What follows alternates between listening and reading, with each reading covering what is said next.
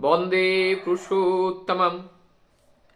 आज एक भक्त, नाम है श्री आनंद मोहन घोष, और उनके जो मित्र हैं, मित्र का नाम है ज्योतिर्मय चौधरी। दोनों लोग साथ साथ पढ़ना, खेलना, घूमने जाना साथ साथ होता था। एक दिन ट्रेन से दोनों मित्र जा रहे हैं और उसी समय ट्रेन में एक ऋत्विक दादा मिल जाते हैं और उनके साथ अपनी जीवन चर्चा शुरू होता है। जीवन में चलने का पथ, कैसे जीवन को चलना चाहिए, हमारे ये जीवन का मुख्य उद्देश्य क्या है, जो मानव तन हम लोग पाए हैं, इस तन का ठीक ठीक प्रयोग कैसे करना चाहिए। ऐसे अनेकों विषयों पर चर्चा परिचर्चा होने के बाद हमारे श्री आनंद मोहन घोषदा, उनका मन बहुत ही पागल जैसा हो गया, अर्थात मन उतावला हो गया। मन में उन जिनके बारे में सुन रहे हैं उनसे यानी बिना देखे प्यार हो गया। वो उनको पाना चाहते हैं, इसीलिए दीक्षा भी लेना चाहते हैं। कुछ चर्चा पर चर्चा के माध्यम से उनके मन में दीक्षा लेने की इच्छा जागृत हो गई और ये शुभ इच्छा पूर्ण होता है 1963। हम लोग जानते हैं परम दयाल श्री ठाकुर जी का जो प्रयाण वर्ष है वो 1969। उनके इस पार्थिव शरीर को त्याग करने से 3 साल पहले की ये घटना है। उनका दीक्षा होता है। दीक्षा लेने के बाद प्रभु की विचारधारा को अपने मस्तिष्क में लेकर और ठाकुर जी के जीवन के बारे में जितना समावेश पता है, उस बात को लोगों के साथ बताते हुए आनंद का उपभोग करना और मन ही मन में ठीक करना कि मैं भी एक दिन ठाकुर के पास जाऊंगा। कब हमारे प्रभु बुलाएंगे और तब हम वहाँ जा पाए। दादा के मन में प्रबल इच्छा थी कि मैं ठाकुर दर्शन के लिए देवघर जाऊंगा। पारिवारिक, सामाजिक एवं अपने व्यक्ति जीवन को संभालने के लिए बहुत सारे कर्म क्षेत्र के वजह से सही समय पर ठाकुरबाड़ी नहीं जा पाए। धीरे धीरे उनका 3 साल बीत गया। दीक्षा लिए उन्होंने 1963 और दीक्षा लेकर 1966 हो गए। अब उनके जो ऋत्विक दादा थे वो ऋत्विक दादा देवघर के थे, देवघर में रहते हैं। बीच बीच में पत्र के माध्यम से ऋत्विक दादा के पास सारी वहाँ का घटना के बारे में जानकारी लेते हैं।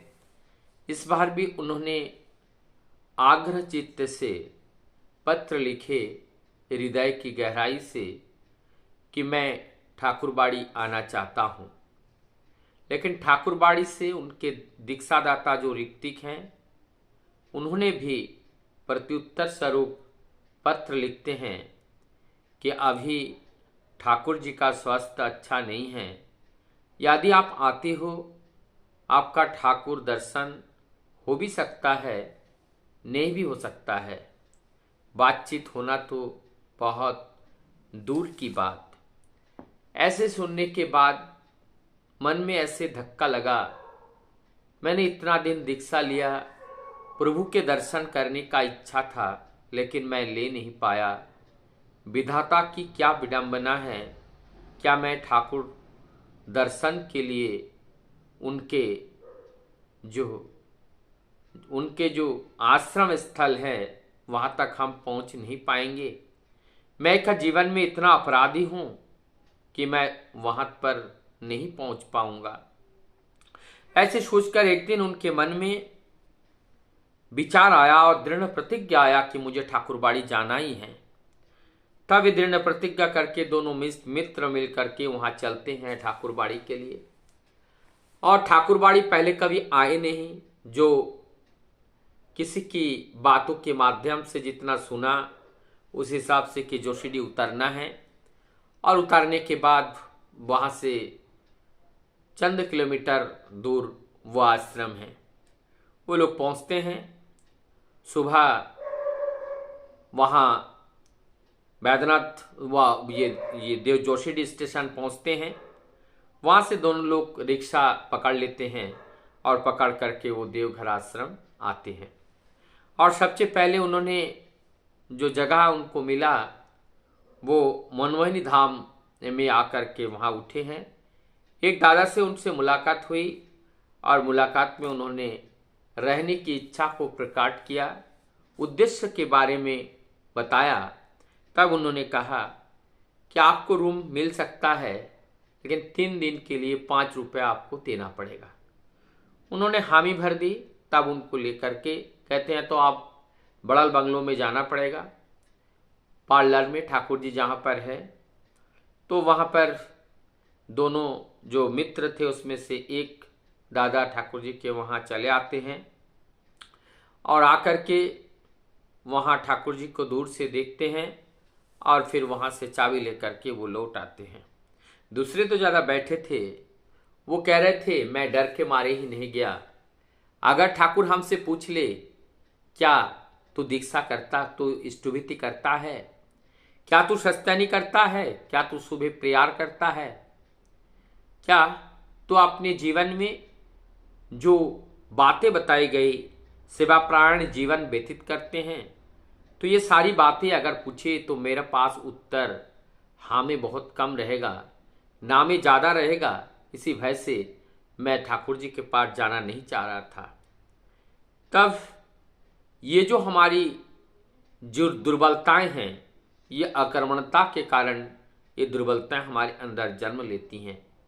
यदि हम ठाकुर जी को ग्रहण करने के बाद नियमित रूप से सुबह उठना, प्रार्थना करना, बड़ों का प्रणाम करना, ये जो सत्संग का जो संस्कार है, इस संस्कार को अगर हम जीवंत रख पाते हैं तो निश्चित रूप से हमारे अंदर कोई भी समस्या या कोई भी दुर्बलता स्थान नहीं ले पाती हैं। ठीक इसी प्रकार से ठाकुर दर्शन करने के बाद उन्होंने जब प्रयास किया कि ठाकुर जी से दर्शन हो जाए, ठाकुर जी से बातचीत हो जाए, लेकिन ठाकुर जी का शरीर उस समय उतना अच्छा ना होने की वजह से उनका दर्शन प्रणाम ठीक से नहीं हो पा रहा था।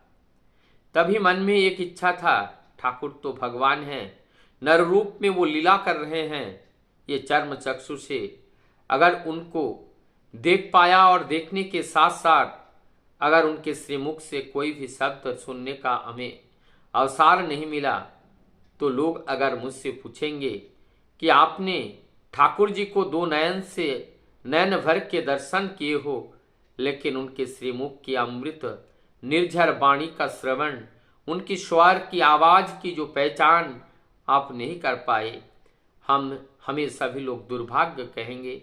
हे प्रभु, दया करके आप मुझे दर्शन दो, ऐसे कहते हुए बार बार वो रोदन करते थे और बार बार प्रभु से प्रार्थना करते थे।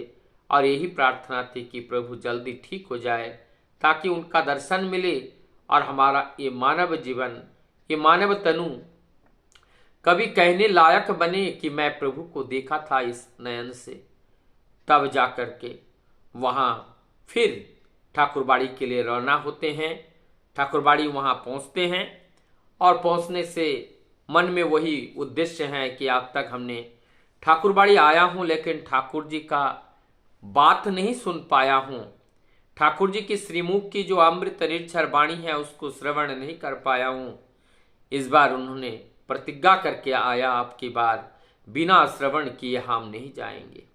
लगातार प्रयासरत हैं, प्रयास कर रहे हैं कि ठाकुर जी से कैसे हम वहाँ पे पहुँच पाएँ।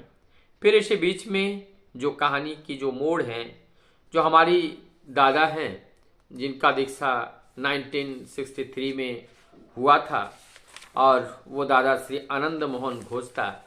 फिर उनके वो बीकॉम करने के बाद उन्हें नौकरी भी लगती हैं, नौकरी भी करते हैं, और ठाकुर जी की विचारधारा को लेकर के जगह जगह पर जाना, जगह जगह पर घूमना, प्रभु की वार्ता को रिक्त दादाओं के साथ प्रचार प्रसार करना, यथाउचित समय जितना मिलता था उसका उपयोग वो निश्चित रूप से करते थे। अब जो इच्छा उनके मन के अंदर घूम रहा था कि मैं ठाकुर जी का दर्शन के साथ साथ उनके श्रीमुख से अमृत निर्झर उस वाणी का श्रवण भी करूंगा, ताकि हमारा ये कर्ण है, ये कर्ण भी शुद्ध हो जाए, उनका भी तृप्ति हो जाए। तब जा करके उन्होंने वहाँ पे गए, उनके ऋतिक दादा उनसे मिलाने की कोशिश की, लेकिन ठाकुर जी से बात नहीं हो पाई। मन थोड़ा व्याकुल है कि हमारे जीवन में वो सौभाग्य नहीं है, क्या हम इतने दुर्भाग्य हैं, क्या हमने जीवन में इतने पाप किए हैं कि आज उस परम पिता का दर्शन शायद हमें नहीं होगा। तब वो भाव विभल होकर के वो हाथ जोड़कर करुण अपने दृश्य लेकर के ठाकुर जी की ओर दृष्टिपात करते हुए वो देख रहे हैं। और जब देखा वहां से लोग थोड़ा सा जब हल्का हुए और वो अपने विनम्र विनतीपूर्ण पोस्टर में ढंग में ठाकुर जी के पास जाते हैं, और तब जाकर के ठाकुर जी उनसे पूछते हैं कि को भी मतलब क्या कहना है बताओ।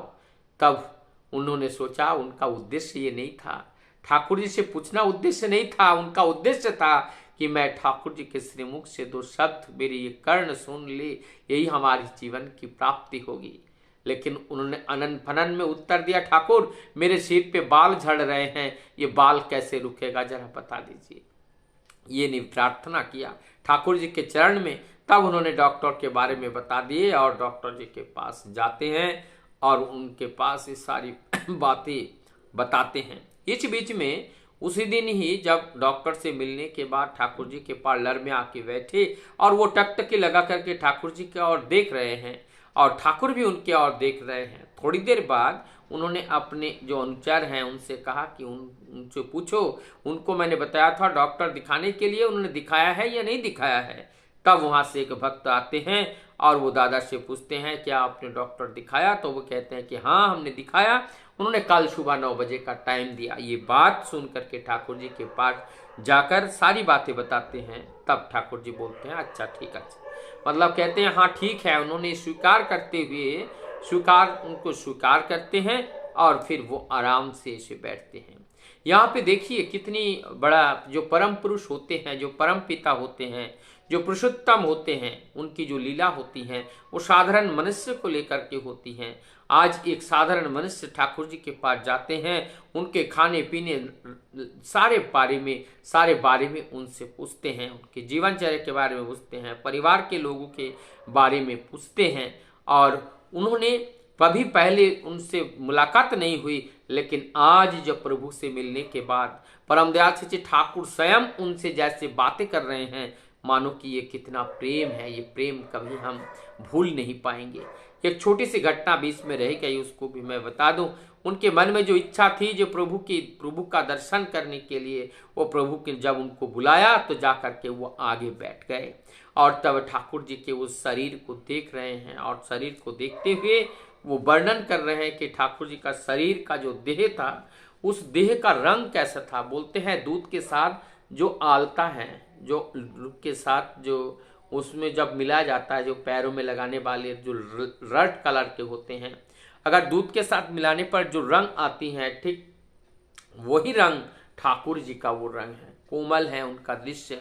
इससे 80 वर्ष की उम्र में भी उनको देखने में ऐसा लग रहा है कि नवकांति है और नवमूर्ति है। उसमें कोई भी जो वृद्ध का जो छटा दिखने को मिलते हैं वो उनके शरीर में दिख नहीं रहा था। और उनके शरीर से एक आभा, एक ज्योति, एक प्रकाश, एक ऊर्जा निकल रहा था निरंतर। वही ऊर्जा से चारों ओर के वातावरण को पॉजिटिव कर रहा था। और इसी प्रकार से ये जो भक्त दादा हैं, जिन्होंने ठाकुर जी के ये सानिध्य लाभ किया, ठाकुर जी के श्रीमुख से जो बातें उन्होंने सुनी, ये सारे सुन करके उनका जीवन गदगद हो गया और उनके अंततगतवा अपने शेष संपूर्ण जीवन को परम दयाल के कार्य में रत करके अपने जीवन को बिताया।